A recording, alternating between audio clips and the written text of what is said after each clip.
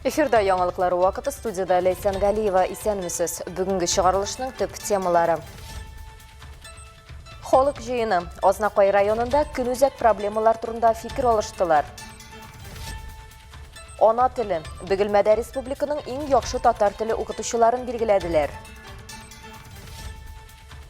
Кышкы кубок. Актүбә бистәсендә ат спорты ярышлары узды.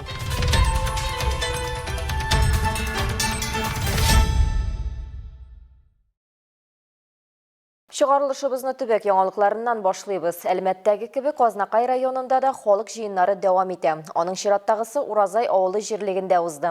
Очрашуда Татарстан Республикасының Дәүләт Советы депутаты Нәҗип Хәҗипов, район башкарма комитеты җитәкчесе Айдар Шәмсетдинов, прокурор Марат Гыймалдинов район оешмаларыннан вәкилләр катнашты. Алар халык белән җанлы әңгәмәдә булдылар. Уразай авыл җирлегендә бер авыл, Уразай авылы бар. Авыл җирлегендә барысы 336 хуҗалыкта 707 кеше яши.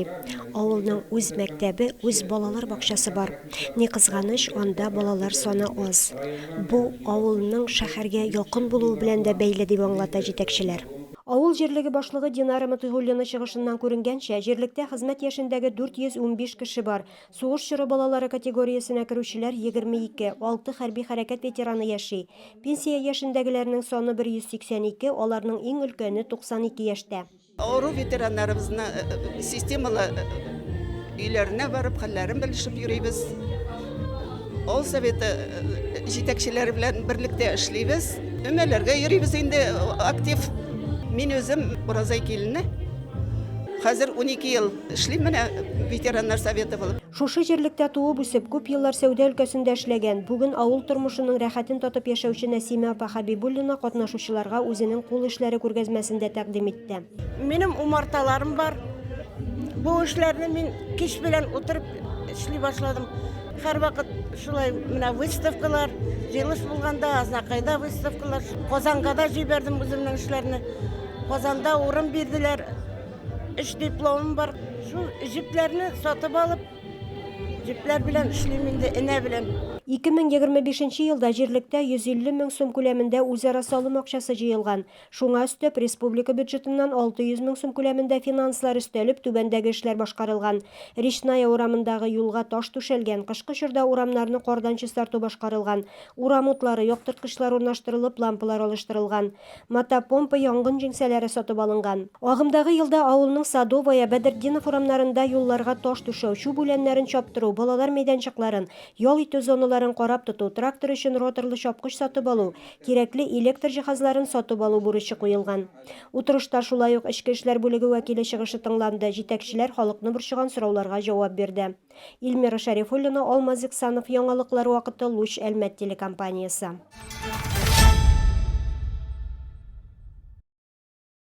Ел сайын 3 февраль Россиядә һәм башка илләрдә бөтен дөнья сөземтәле лексика белән көрәш көне буларак билгеләп үтелә. Аның максаты сөйләмдә сөземтәле әйтүләрне куллану проблемасына игътибарны җәлеп итү. Кешеләр арасында хөрмәтле һәм мәдәни аралашуның әһәмиятен истә калдыру. Бу актуаль мәсьәләгә Азнакай районында да җитди карыйлар. Шәһәрнең Төбәкне өйрәнү музеенда узган чара шуны раслый.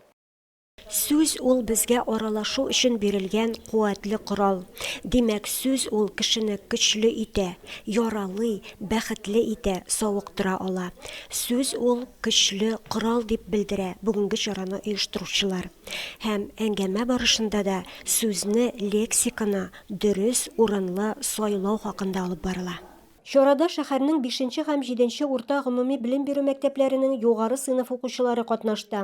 Алар алдында балалар һәм үсмерләр сәламәтлегенә гомерен багышлаган, зур хезмәт тәҗрибәсе булган табиб-педиатр Лилия Булатова чыгыш ясады.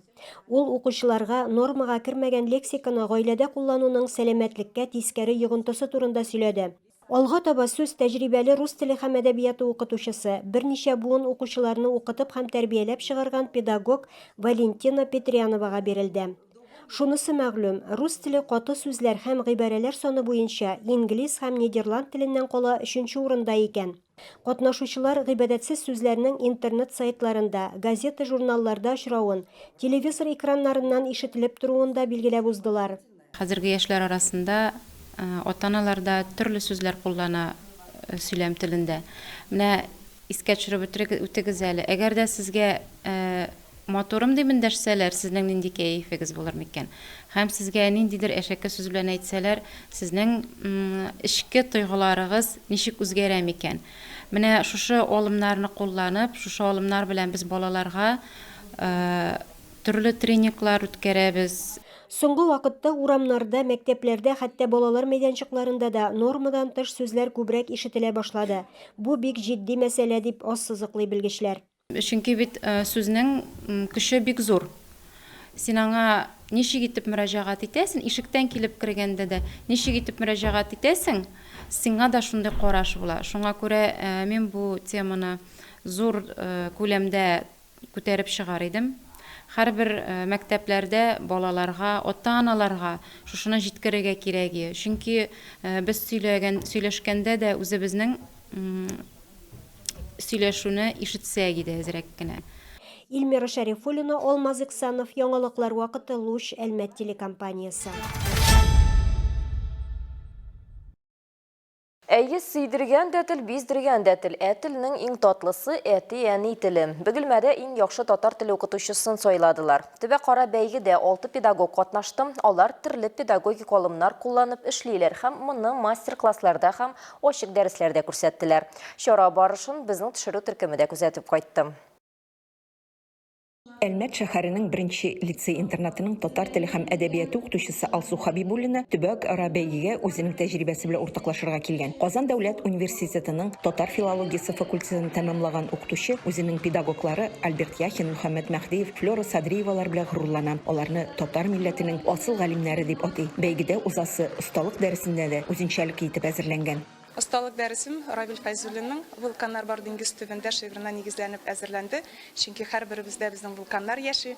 Ул вулканнарны уңай юнәлешкә дә, кайдадыр тискәре юнәлешкә дә кертергә мөмкин. Ә минем шушы үзенең тирәндә яшеренгән потенциалыбызны бары тик яхшыга гына укучыларыбызга милем һәм мәгърифәт бирүгә юнәлдерәсем килә.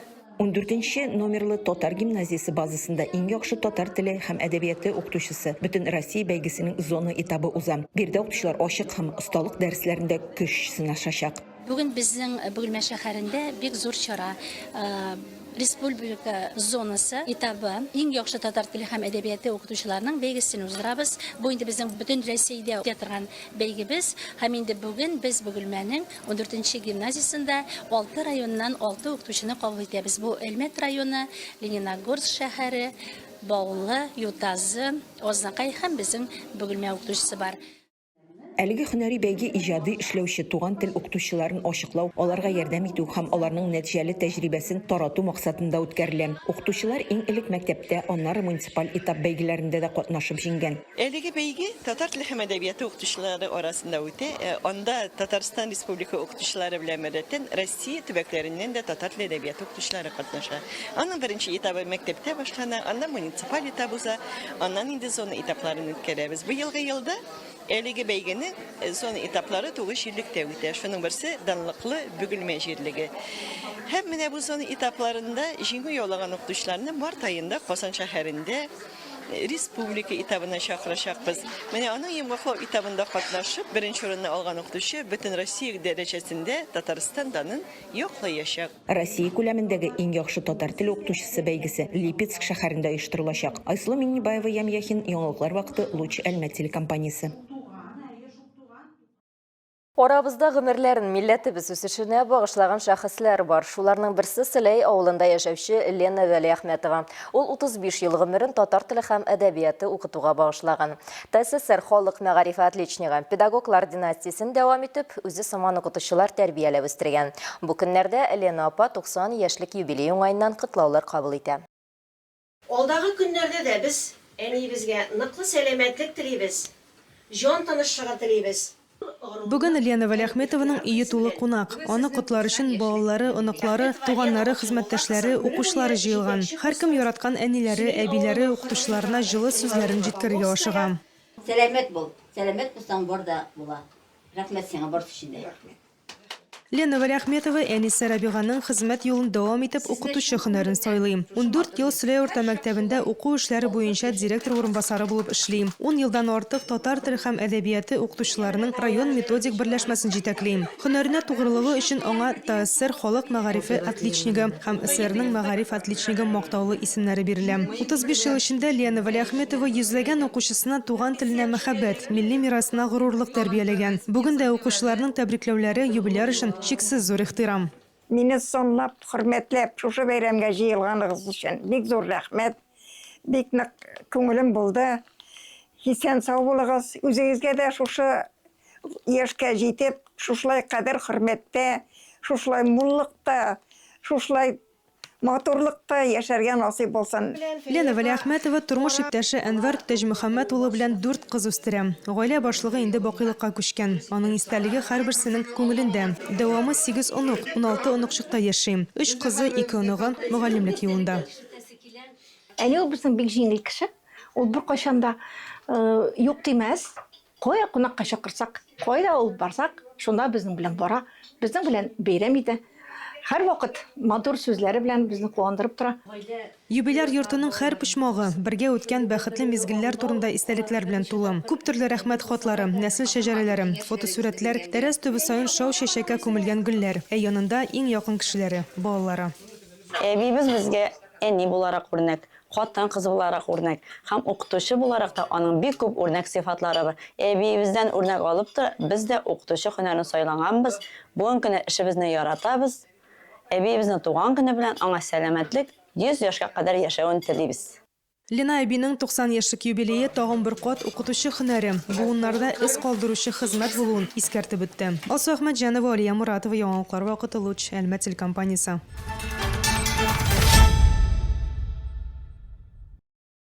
Актүбә шәһәр тибындагы бистәдә Татнефть кышкы кубогына ат спорты ярышлары узды. Атта йөрү осталыгын Әлмәт, Актүбә, Мөслим, Бөгелмәт, Нырлат, Алабуга, Казан һәм Ярчаллы шәһәрләреннән 140тан артык катнашучы күрсәтте. Ярышлар выездка дисциплинасыннан башланды һәм иң мавыктыргыч һәм популяр ярыш конкурс белән тәмамланды. Вакыйга турында Алсу Нуриева материалында.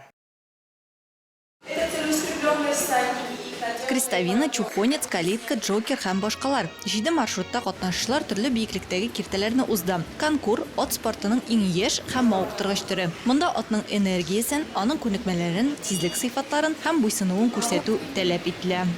Әлеге минутта без понилар өчен манежда биредә балалар әзерләнәләр ныклап, инде бер 3 сәгатьтән соң алар үзләренең күнекмәләрен күрсәтәчәкләр.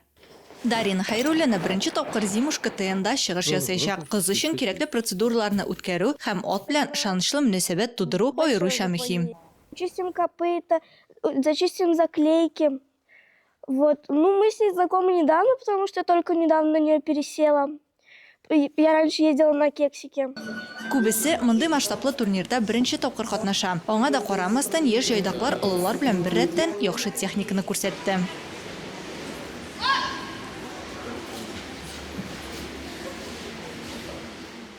Моңа кадәр 2 көн алдан катнашучылар ат спортының иң нәфис төре выездка дисциплинасында чыгыш ясады. Күнегүләр башкарганда ат корпусының кирәкле торышын саклап, программа номерына туры китереп хәрәкәт итәргә тиеш. На самом деле выступление получилось достаточно неплохим. Это был наш первый дебют вместе с ним. Он вообще впервые ехал езду ледниковый период. Он впервые выступал в выездке. Я довольна конем. Есть ошибки, но будем исправлять, работать. Татнефть кышкы кубогына ярышлар ат спортын яратучылар өчен чын бәйрәмгә әверелде. Бүгенге ярышлар ушый бердән-бер мондый ат фермасы дип әйтәмсең инде. Мондый мәктәп бездә районда бер генә җирдә кызыгып, штопан нитеп теге кызыксынып дип әйтәм инде. Киләчәктә йөри башласалар үзебез дә шат булырык. Выездка дисциплинасында иң күп җиңүләр Актүбә ат спорты мәктәбе командасында. Конкурс буенча иң яхшы нәтиҗәне Әлмәт спортчылары күрсәтте. Алсу Нуриева, Алия Муратова, Яңалыклар вакыты, Луч, Әлмәт телекомпаниясе. Узган елларда 20-нче мәктәп территориясе буталчык лабиринтка әверелде. Бирдә спорт ориентлашу буенча ярышлар узды. Төрле яшьтәге 130 катнашучы үзләренең тизлекләрен һәм тапкырлыгын күрсәтте.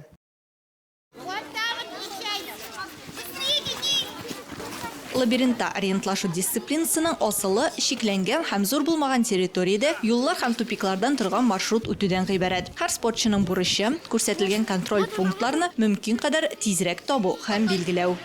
Балаларның кулларына менә шундый таблица электрләр, биредә соннар урнаштырылган. Балалар шушы соннарны карта буенча табырга тиеш һәм ул сонга туры килгән төсле карандаш белән аны алар билгелиләр. 12-нче мәктәпнең 4-нче сыйныф укучылары интеллектуаль спортка 1 ай әзерләнә. Катлаулы, әмма кызыклы мәсьәләне хәл итүдән канәгать кала. Соревнования именно АШД. Мне было несложно, я не смотрела на карту, потому что я просто бежала и смотрела по цифрам. Трудности были, когда я не смотрела в карту, ну и смотрела номера и видела то, что у меня такой же цвет, и думала то, что я неправильно сделаю. Вот это у меня вот прям страх такой сильный. Ярышлар өлкән сыйныф укучыларыннан алып мәктәпкәчә яшьтәге балаларга кадәр 11 яшь төркемендә узды. 5-6 яшьлек малайлар һәм кызлар дистанциягә әти-әнисенең берсе белән чыктылар. Спортивное ориентирование – это... Спорт ориентлашуы физик сыйфатларны гына түгел, интеллектуаль сыйфатларны да үстерә торган спорт төре. Мисал өчен, тирәлекне анализлый, иң кыска һәм нәтиҗәле маршрутны тиз билгели белү. Пространственное мышление включается. Дальше умение быстро определить кратчайший маршрут, эффективный маршрут. Оештыручылар әйтүенчә, 20-нче мәктәптә узган ярышлар беренче баскыч кына. Аларның максаты бу спорт түры белән кызыксынган һәркем өчен өзлексез үсеш траекториясын булдыру. Киләсе этап шәһәр паркында узар дип планлаштыралар.